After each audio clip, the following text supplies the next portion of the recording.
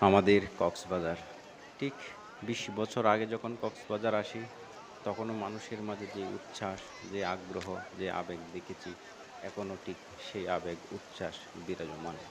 কিন্তু আফসোসের বিষয় হচ্ছে শুধুমাত্র কিছু বিল্ডিংয়ের সংখ্যা বেড়েছে, রাস্তাঘাটের কিছু সংখ্যা বেড়েছে।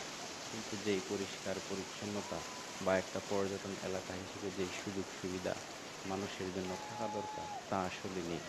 এটি শুধু বাংলাদেশের নয়, পৃথিবীর মধ্যে একটি বিখ্যাত এলাকা হচ্ছে এই কক্সবাজার। কারণ এত লম্বা সৈকত পৃথিবীর খুব কমই দেখা যায়।